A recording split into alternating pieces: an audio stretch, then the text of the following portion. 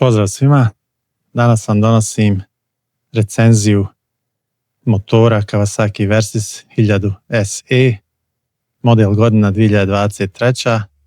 Međutim, isporučen, kupljen nov krajem maja 2024. godine.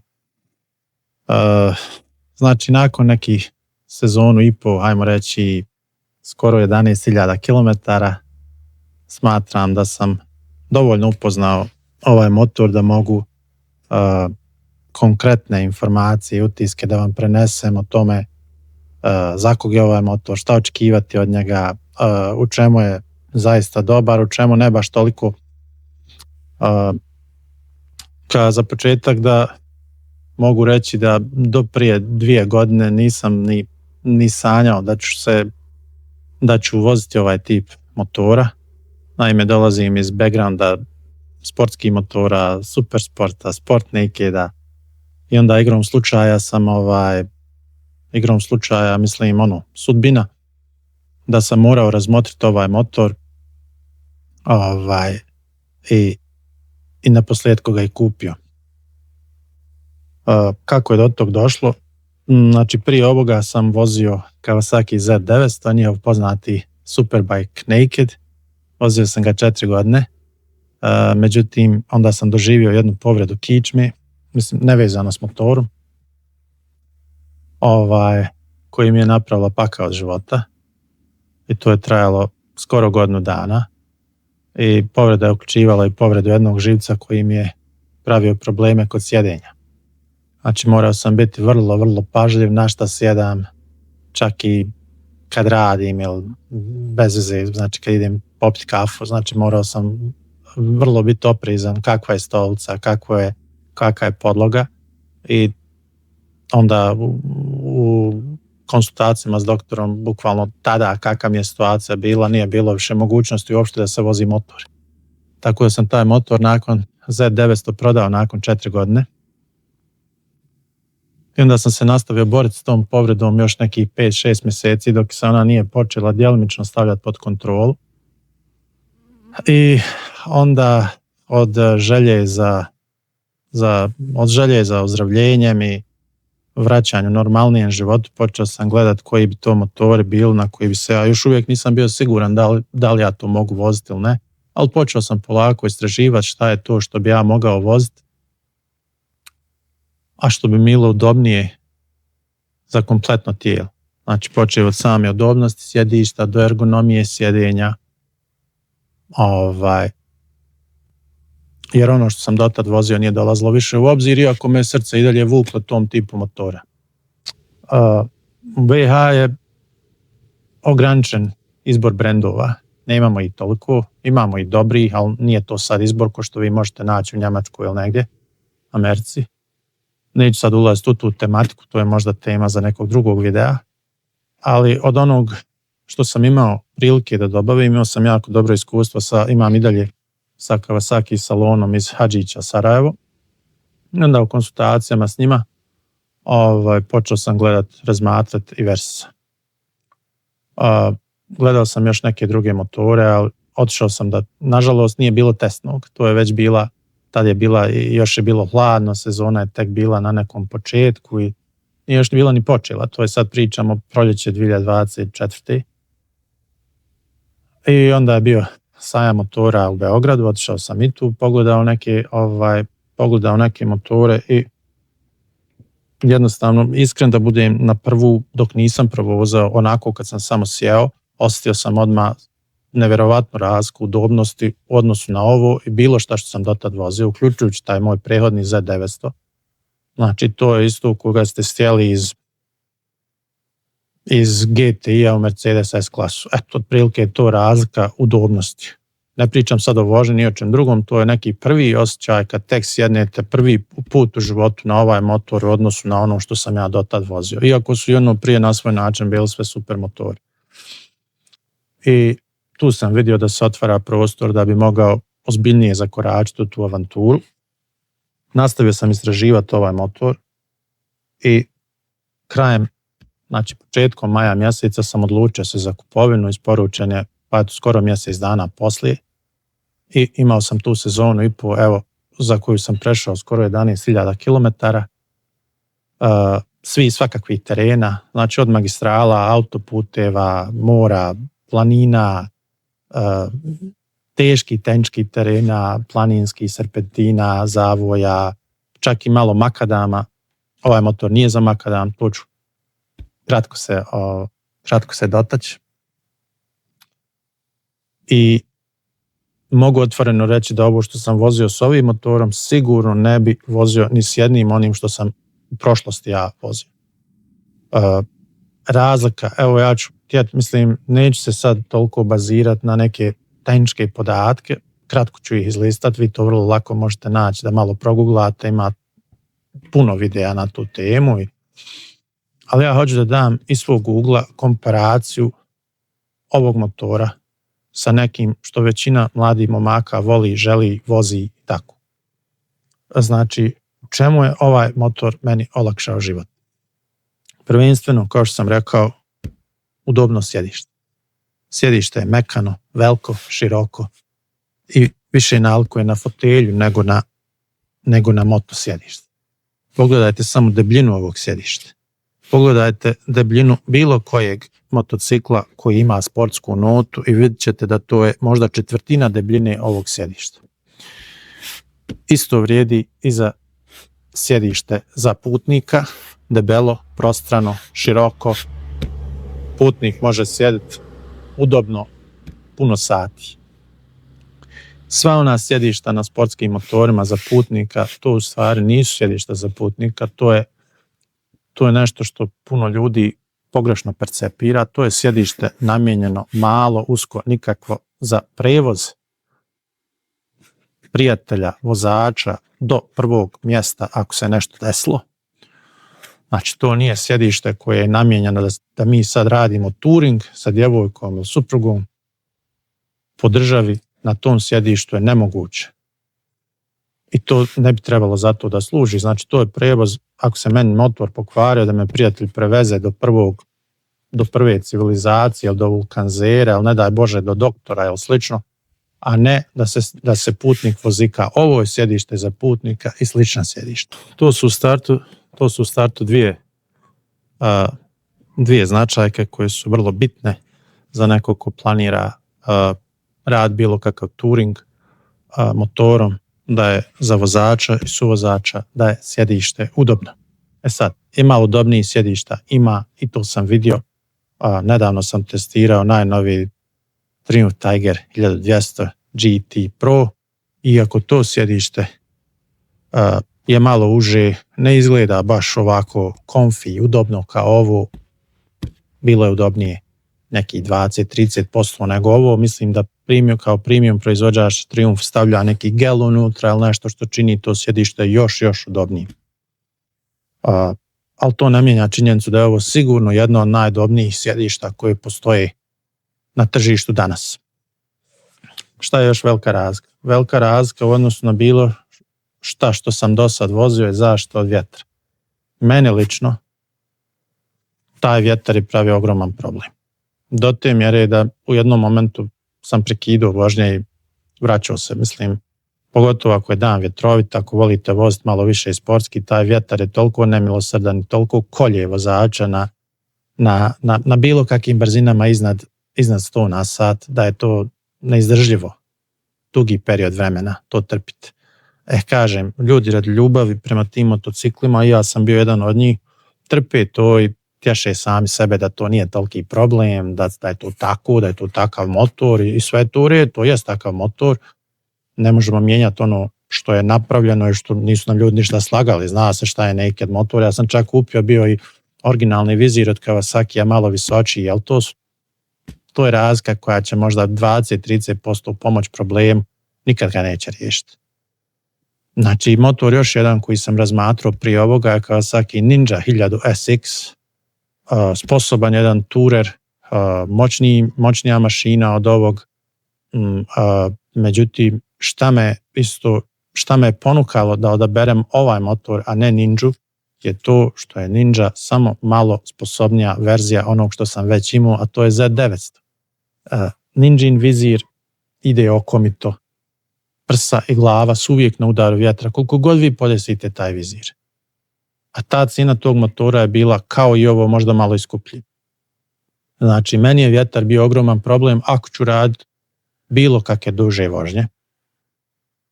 Naravno, malo po gradu, ko se voza njemu, to nije problem, koji ne ide niđe dalje, niđe ozbiljnije.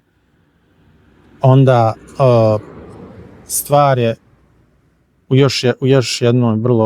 još jedna vrlo bitna stavka je to što mi s godinama jednostavno se umorimo od takvih motora koji su, kažem, to su vrhunske mašine, ali ne mora znači da nam se cijeli život moraju sviđati takve mašine, jednostavno neke stvari prerastemo. I motor 4 cilindra koji je dolazio u Z900, koji je dolazio u Ninja 1000 SX, jednostavno to je motor koji je toliko jak i toliko osjetljiv na odziv gasa, da to u jednom momentu postane, čovjek pomisli, pa ovaj motor bi bio odličan na stazi.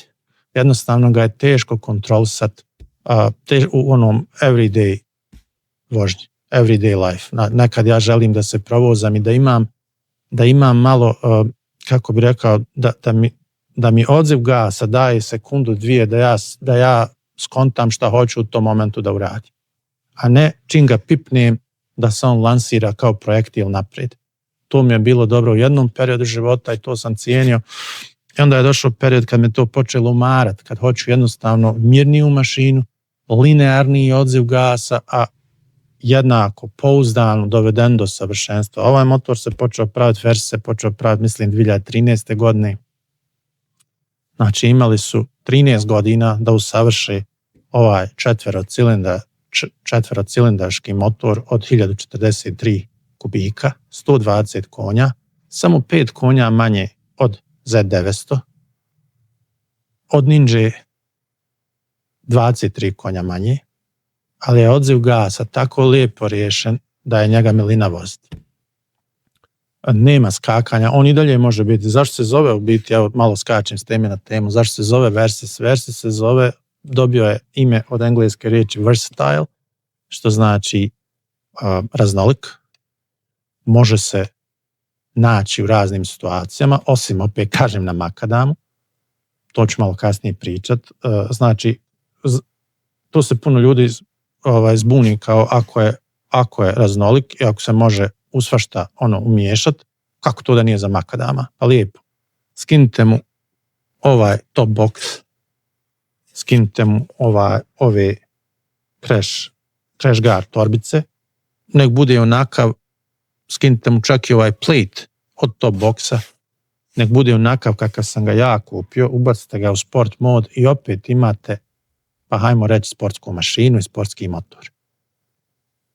Versys spada u kategoriju sport adventure motora, znači on i dalje ima tu notu sporta. Kad pogledate, znači njegove gume su cestovne, on je sav cestovni motor, ali koji vam omogućava da idete na daleke turinge, ako hoćete s kraja na kraj Evrope. Njegova guma je sport touring guma, on dolazi sa gumama Bridgestone T31, koji sam ja oduševljen, iskreno. Vozio sam ih i u februaru na +5, vozio sam ih i na +45. To je guma koja mi je cijelo ovo vrijeme daje jednu sigurnost. Normalno, kao i svaki motor, kad se tek upali, ako je hladna cesta, treba prvih 15-20 minuta ekstra pažnja, ali generalno gume su fantastične, prilagođavaju se i toplom i hladnom i zato je ta guma i napravljena. Opet paralelu idem sa Sport Nakedom koji sam vozio prije ovoga, na njemu je došla guma Dunlop Road Sport 2 koja je katastrofa guma u poređenju s ovim gumama. Nažalost, i to je još jedan segment koji ljudi kad kupuju motor uopšte ne obraćaju pažnju koje gume dolaze na motor. Pričamo cijelo vrijeme novi motor. Ja sam se nagledao i naslušao primjera, mislim, u svijetu, gdje ljudi kupe motore, daju velike pare za njih i onda shvate vrlo brzo da su gume koje su došle na motoru veoma loše. I šta rade? Skidaju maltene nove gume, kupuju premium gume, daju na njih još 400-500 eura, idu u novi trošak da bi onda to bio tek kompletan paket. Meni se sviđa što su na ovom motoru došle vrhunske gume koje daju sigurnost. ovaj motor je, to je jedna od njegovih ne minusa, ali nature of the beast, priroda zvijeri. Ne možete imati adventure, sport adventure motor ili bilo koji adventure motor, a da je lagan, a da je 1000 kubika. Ja barem ne znam za njega. I 260 kila ovaj SI model sa svim tečnostima, bez crash guardova. Ako dodamo 2 crash guarda od cirka 10 kila, dolazimo na 280 kila bez vozača. I sa tih 280 kila on ulazi u krivine, maltene zalegne dole da se nikad nisam morao ja prepast da će iskliznut, da će past, da veoma, veoma veliku sigurnost ulijeva vozaču. Naravno, ne mislim sad da se treba zaletiti, glumiti Rosija, ali veliku sigurnost daje vozaču. Prvenstveno meni prvi put kad sam ga provozao, kupio sam ga bez test vožnje, odmah mi je neku sigurnost ulio. Mislim da dobar dio toga i gume preuzimaju naravno zaslugu. Šta još reći? SI model dolazi sa poluaktivnim ovjesom, znači koji u real time prilagođava motor svim mogućim terenima na koji, znači ako sa odlične ceste, izvinjavam se, znači ako sa odlične ceste motor odjednom sletite na lošu cestu, ove se prilagođava u djeliću sekunde. Ima takozvani IMU, Inertial Measurement Unit, koji non stop snima 6 parametara vožnje dok vi vozite. I spreman je reagovati u 100. djeliću sekunde. O tim podacima, kažem, možete proguglati, vrlo lako je čitav opis koga interesuje naći kako taj dio inženjeringa radi. Dolaze, znači, ovdje dobijate softverski integrisan program za vozača, znači rider only, imate vozača sa koferima, imate vozač i suvozač bez kofera i imate program vozač i suvozač sa koferima. Kako to selektirate, bukvalno čujete kako se ovjes mijenja, kako radi sve za vas, priprema vas za vožnju. Imate to. Ako vam ni to nije dovoljno, imate da odete u rider mode, u stvari imate 4 rider moda, imate sport, koji jest najžešći, razlika se osjeti apsolutno. Sport mode, imate road mode, imate rain mode i rider mode.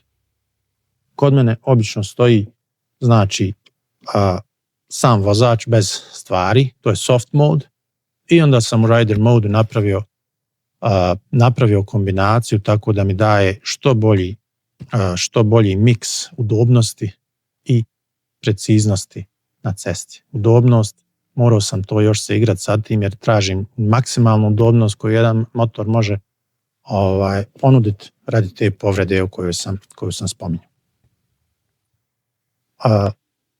Znači, to je samo jedan način da podesite ovjes. To meni prija, meni funkcioniše. Možemo 100 vozača mogu napraviti drugačije kombinacije. I u tome je ljepota ovog motora, što ga svako može prilagoditi svojim. Neko neće ništa, neko će ga samo staviti u road mode, stavit će samo vozač ili vozač sa stvarima i više nikad neće promijeniti. I to je ok. Ja volim malo istraživati, volim vidjeti sve šta mogućnosti nudi motor i onda s vremena na vrijeme vozim 2-3 mjeseca sa jednim settingsom, pa ću otići malo igrati se, nešto promijeniti, vidite da li je nešto bolje, da li slučajno može nešto još udobnije, a kako se ponaša, znači, prednja strana, zadnji amortizer, tako sve se može dodatno podešavati u skladu sa vašim zahtjevima i vašim stilom vožnje. Motor, spomenuo sam za njegovu težinu, da se evo dotaknem. Prvo ću dobrih strana što se tiče njegove težine, a to je da onog momenta kad krenete brže 20 na sat, vi tu težinu uopšte ne osjetite. I ta težina igra ulogu, ovi veliki motori su na autoputu krstarce. Isto kao što je Audi A8 na krstarca i težak, ali je krstarca na autoputu, tako i ovo krstarca na autoputu. Puno teže vas izbacuje iz takta vjetar na autoputu i slične stvari nego kod lakšeg motora. jako dobar handling za ovako težak motor. On ima visok ground clearance, znači to može biti dobro i loše, znači meni je dobro što kad vozim vidim, znači ja sam iznad auta gore, mogu prije tog vidjeti opasnost, non stop mi kao vozači, non stop skeniramo teren 500 metara ispred ako možemo i čak puno lakše vidim s ovog motora ako se neka prijetnja sprema nego iz auta, jer sam gore visoči, kao da sam u SUV-u neku. Udoban, kažem, zaštita od vjetra, vizir se podešava, znači može ići na skroz niže koje držim ljeti ili skroz visočije gore u hladnijim mjesecima. Evo ovi sad sljedeći mjesec dana ću voziti sa skroz podignutim vizirom gore. Da bi što bolje, da bi se što više od zime zaštitio. Tu je grijanje ručki, 3 nivoa grijanja ručki koji također pomažu, pogotovo na malo već dužim turama zimi ako idete. Znači to je strašna razlika koliko to grijanja ručki može olakšati čovjeku život. Znači svi modovi vožnje se mogu uključiti dok vozite, znači nema potrebe za stajanjem, za gašenjem motora, znači ako mi je krenula kiša padat, ja dok vozim prebacim u rain mode za dodatni traction control, znači cornering ABS, traction controls, nema puno motora koji imaju više elektronike što se tiče pomoći vozaču. Ako imaju, onda su daleko skuplji kao Multistrada, BMW GS, puno skuplji. Sad je to jedna skroz nova tema, da li ta razlika u novcu koju vi dajete za GS ili Multistrada, da li to vrijedi.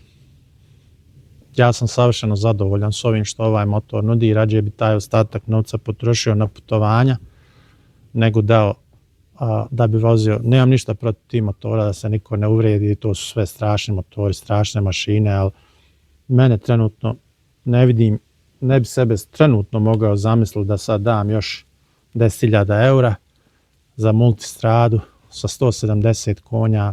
Šta će meni tolika snaga na adventure motor? Ja recimo da hoću da odem, ne znam, evo ko što smo vozili nedavno Durmitor planinu, šta će meni 170 konja na Durmitor planini, razumijete? Znači, pun je elektronike, pun je stvari koje stvarno olakšavaju vozaču touring, isto tako bez kompromisa na snagu, jako brz kad treba, znači nikad se nisam osjećao da je motor spor, da je na malim brzinama, da, zbog svoje težine i visine, na malim brzinama ti neki manevri mogu djelovati tromiji, ali mislim, ne može baš biti savršeno svemu i mora negdje imati nekih mana, da tako kažem. Treba, kažem, sada krenem na neke stvari koje nema puno stavki koje bi ja izdvojio kao minuse, a to je ta njegova težina, koji kad se natovari opremom i koferima zna biti stvarno zvijer. I to čovjek mora biti posebno oprezan kod manevara na niskim brzinama, znači 10, 15, 20 na sat, kod parkiranja, kod stajanja na uzbrdicama i slično, posebna pažnja se tu mora posvetiti. Nije to toliko ni zbog težine, ima težih motora, recimo Harley ima 350 kila, ali dole niži. I ljudi u njome sjede kao u sobi i vrlo puno lakše mogu spustiti noge i nekako napraviti balans.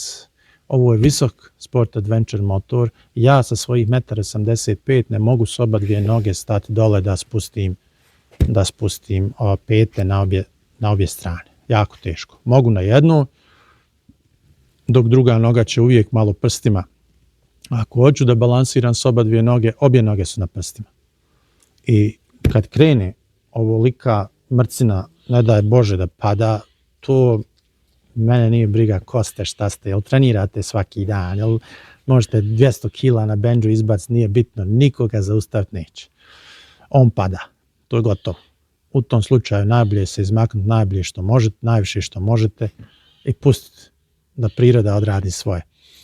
Zato kažem, posebna pažnja, crash guardovi, obavezno kod ovakvih motora. Ja nisam htio, ja sam mogao motor dobiti 10 dana prije isporuku bez crash guardova, ja sam rekao ne, čekat ću još 10 dana da crash guardovi dođu, upravo jer sam znao, pretpostavio sam o kako jedinici se radi, motor je moćan, ogroman, težak i ne vrijedi davati tolike novce, a ne uložiti još, ne sjećam se koliko su me izašli crash guardovi, možda 350 km, da je to jedno 180 eura. I toliki novac, a ne zaštititi mašinu je meni van pameti. Kažem, to mu je minus, ta težina, što čovjek stalno mora biti oprezan, i onda me dovodi do još jednog minusa i do još jedne bitne teme, a to je da li je ovaj motor za svaki dan. Ne znam šta vam rekao na to. Da je odgovor da, ja bi odmah rekao da, ali čim sam neodlučan, znači da baš i nije, jer ovoliki motor, prvo što je ovo touring stroj, i ako vam je žao neko auto voziti od možda, ne znam, lupam, 300 konja, 400 konja, koji je prava krstarica na cesti, kupili ste ga novog, sad vam ga je žao voziti samo na kafu i nazad, ili nešto u gradu da obavite što će se završiti za 15 minuta, onda će vam vjerovatno biti žao i ovo voziti za tako neke minorne stvari. Znači, ovaj motor je sposoban da ja sad sjednem na njega i da ne dahne i da odem do Španije, da parkiram u Barceloni, on je sposoban za to, on neće se zakašljati.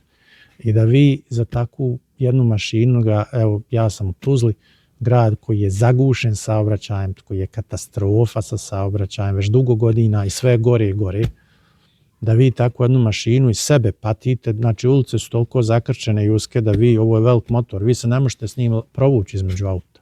Ne možete. Morate čekati u redu kao i svi drugi, hajde vi to radite na 40 stepeni i slično, plus jednostavno ozbiljnost motora komanduje full opremu. Ja čitav život vozim sa full opremu. Bez obzira da li ta vožnja bila 5 minuta ili 5 sati.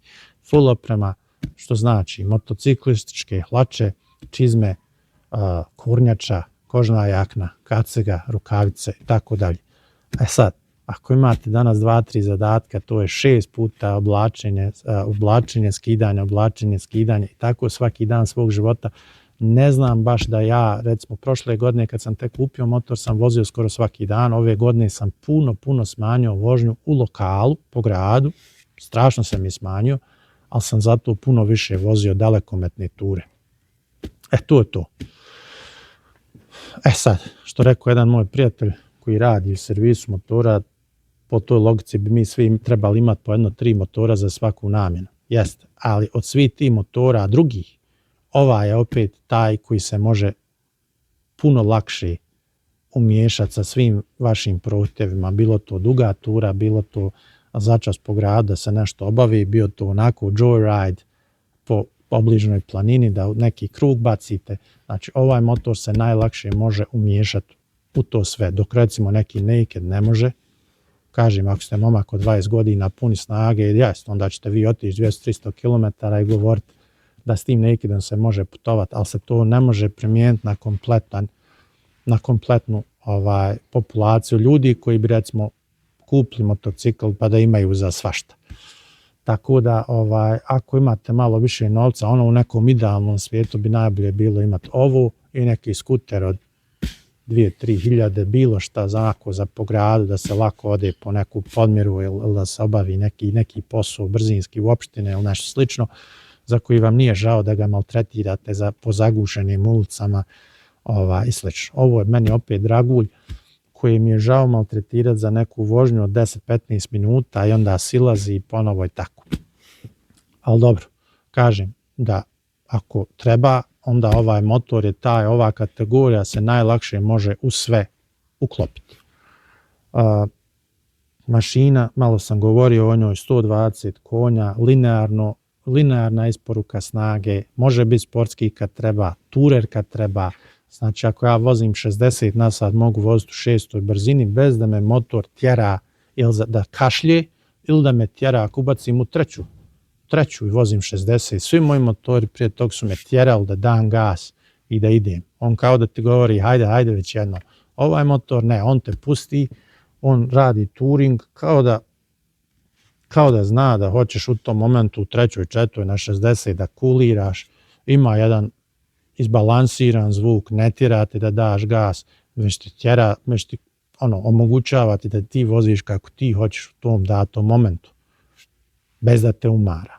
Znači, ja sam s ovim motorom što sam otputovao, otvoreno mogu reći da nikad ni s jednim dosad nisam putovao, niti sam mislio da ću putovati na takva mjesta. Vozio sam nedavno, kad smo išli na Durmitoru, jednom danu 9 sati. Ako ja mogu poslije te povrede kičme, koja ni dan danas nije 100% izliječena, voziti 9 sati u ovom sjedištu, sa ovom ergonomijom, gdje su noge ispravljene, nisu savijene kao kod nekih motora sa sportskom notom, i to je velika stavka. Vi to ne osjetite tu razliku, kažem, kao da idete opet na kratke vožnje 10-15 minuta, ali se itekako osjeti kad vozite 4, 5, 6 sati. Ta razlika, jesu li noge ovako ili ovako, je ogromna. Da ne kažemo, naravno, ponovo se vraćam na udobnost sjedišta. To znači 9 sati u jednom danu, da sam ja sišao poslije toga, otišao popiti kafu, istuširao se, prošetao na večeru, kao da sam maltene, malo sam umorniji bio nego u autu da sam išao. To je za mene najveći plus ovog motora. Kao i sve, ništa nije savršeno, ima neki nedostataka, kažem, i tu visina se može riješiti. Možete kupiti od Kawasakija novi CIC, low height sjedište, mislim da košta oko 200 eura i on će smanjiti visinu sjedišta sa 840 na 820 mm. Ta 2 cm su strašan faktor u motosvijetu. Vi to kad kažete nekom koji nije u tome, kaže pa šta je 2 cm, sjediš 2 cm niže, manje, to nikakva razlika. Jest, ovdje je ogromna razlika. Isto tako ima još neki preinaka gdje se mogu neke šipke mijenjati tako da se spusti ovaj kraj. Elektronski na ovom SI modelu, kad se podese vrijednosti o kojima sam ranije govorio, on može dati osjećaj kad motor krene, kad vi sjednete sa svojom težinom ukupnom na njega, da se on u vožnji niži. On će biti u vožnji niži i osjećat ćete se sigurnije jer on nije toliko visok više. Ali opet, čim stanete, on je opet daje osjećaj da je visok. Znači bez nekih većih preinaka, prvenstveno CIC, pa onda još neki stvari koje se mogu uraditi, on se ne može spustiti. Ne baš onako kako bi ja želio. Tako da, toliko jeste još šta čega se nisam jesti. Kao i svaka touring mašina, šta je touring motor bez mogućnosti nošenja kofera? Ja kad sam kupovao, ja sam prvobitno planirao da kupim fabričke kofere za jer me nerviralo kod prethodnih motora koji nisu imali tu opciju. On ima ovdje nosače integrisane, ova 2 žlijeba ovdje za fabričke kofere. Međutim, kao i svi, kad sam kupovao motor, nisam mogao i to da finansiram u tom momentu i onda ajde, rekao, kupit ću i sljedeće godine. I mnogo ljudi to tako uradi. To je greška. Treba i kupiti odmah, iz razloga što kad te kupujete motor, vrlo vjerovatno ćete dobiti najbolju cijenu, moguću najbolji deal na kofere. Godinu dana poslije to više nije istina. Znači, platit ćete cijenu kao da ste motor kupili prije 10 godina, a ne prije godinu. I onda kako sam istraživao dalje, Kawasakijevi koferi za Versa su isti i za Ninju, i za malog Versa od 650 i za, mislim, za još jedan motor. Ne mogu da sjetim koji model. Uglavnom su isti za sve. I oni su 28 litara njihov kapacitet, bublasti su, lijepi su ovako na prvu. Kad čovjek pogleda, stvarno je lijep kofer. Međutim, isto što me iskustvo naučilo je da ne volim te kofere koji se otvaraju prema vani.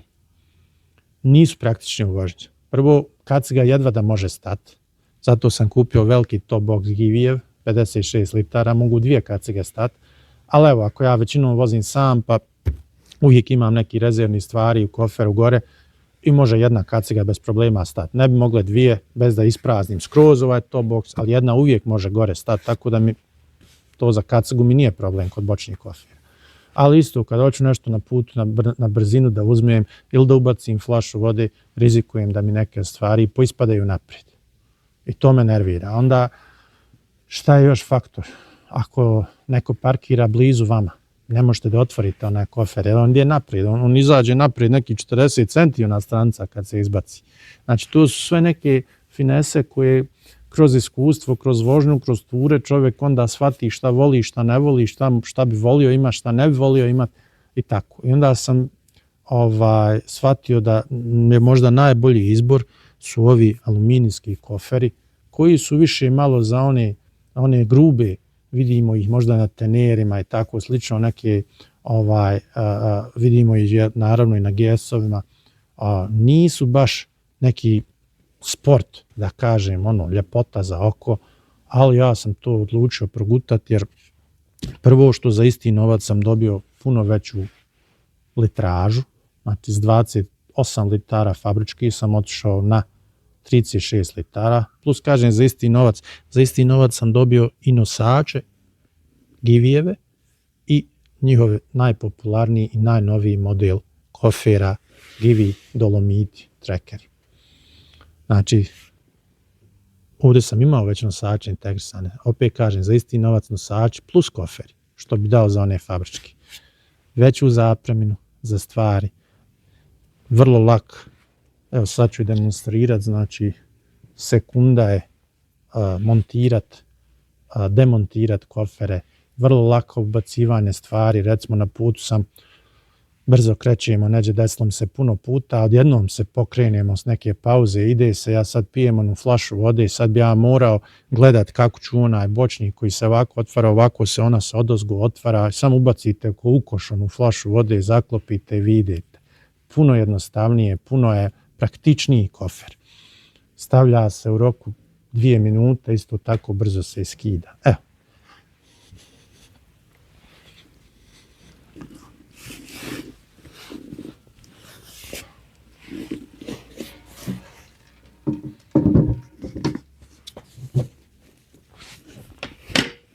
Eto. I to je već sad jedna ozbiljna touring mašina, kad ovako pogledate, ja kažem, ja u ova dva bočna kofera, Givi Tracker Dolomiti i ovaj od 56 litara, mogu ja lično da sam idem, mogu ponijeti stvari da mi bude za 10 dana. Za 10 dana puta, bez da neđe perem odjeću ili slično. Znači, toliko toga može stati. Ja sam inače čovjek koji voli ponijeti na put stvari, ne volim tamo hodati u jednim te istim i volim i ponijeti volim ponijeti laptop i opreme i non stop nosim sa sobom, znači puno stvari koji na putu, ne daj Bože, mogu zatrebati od prve pomoći, rezervne odjeće i tako dalje, a pogotovo kad idem na neki dalji put. I trebaju mi koferi. Iskreno mislim da je ovo najbolji izbor. Ovdje on ima, znači prvo što ima ručke, ima ove ovdje kopče gdje se mogu zavezati, kupe se odvojeno one torbe, sigurno ste vidjeli po 20 litara koji se mogu i to dodati na ovu. Mislim da mi to neće nikad trebati. Znači imam ja i one torbe, prvobitno sam vezao one duffel bags ovdje, ali to je tolika zezancija, je toliko mučenje na putu to svezat, plus opasnost od krađe i otuđenja i tako dalje. Tako da, još jedna bitna stvar, da ovaj motor natovaren sa svim ovim koferima, ja ne vidim neke velike razlike u odnosu kad nije natovaren. Znači jednako vozim, ne bojim se tog dodatnog tereta. Ovdje znači namjestim da je onda vozač sa punim loadom stvari, namjestim ovjes, motor to zapamti, prilagodi ovjes, ja je vozim relativno isto, kao što vozim kad nemam ništa kod sebe. To je ta raznolikost, to je taj versis koji se može pretvoriti od sportske mašine do touring adventura, zavisi zašto ste taj dan raspoloženi.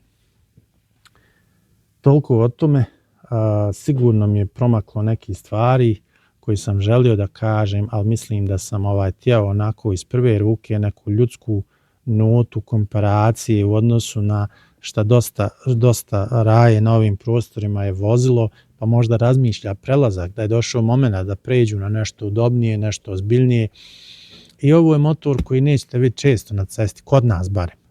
Mislim, vidjet ćete ga, ali nećete ga vidjeti možda kao neki tracer ili nešto tako slično, ali opet kažem, to su motori koji se ne porede. Za mene tracer nije adventure motor, on je i dalje sport touring motor. To su sportski motori na malo. I njegova udobnost i udobnost ovoga, za mene je ovo motor za ljude koji znaju šta žele, koji su probali već dosta toga u životu, sad znaju šta žele i ne pate od da ja kažem, kompleksa, ne pate što to nije GS, što nema BMW-ovu značku, i dalje ćete dobiti vrhunsku mašinu, a ostaće vam polijep novac u džepu za bilo koje druge troškove. Toliko za sad. Hvala na gledanju. Prijatno. Da, hoću da vam pokažem kako izgledam. Evo, jako imam 1,80 m. Kad se penjem na Versa, jedan Sport Adventure motor, ne penjemo se kao na one regularne motore, jer je zbog njegove veličine, mislim može, nije da ne može, ali zbog njegove veličine i visine penjemo se tako što ja kažem kad se zezam, penjem se na motor kao na konja da jašim.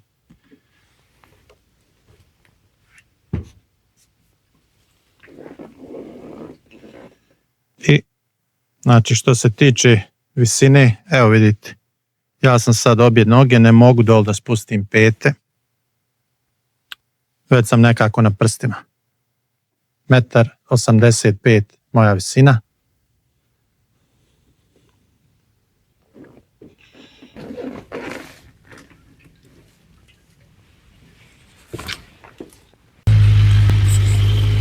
Za kraj da čujete zvuk, fabrički zvuk motora, s kojim sam ja, ajmo reći da kažem od 1 do 10, dao bi mu jednu sedmicu, ali ta sedmica vrijedi danas na 2025.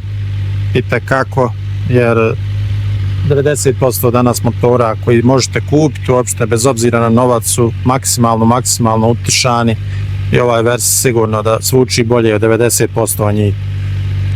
Sad ću približiti mikrofon i mašini i izduvu da čujete fabrički zvuk, pa sami procijenite.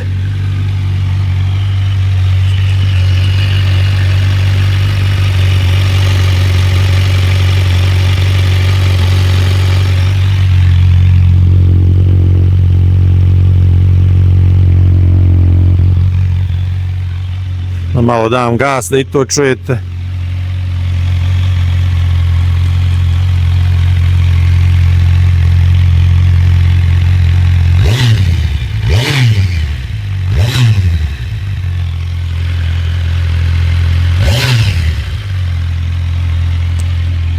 Sami procijenite.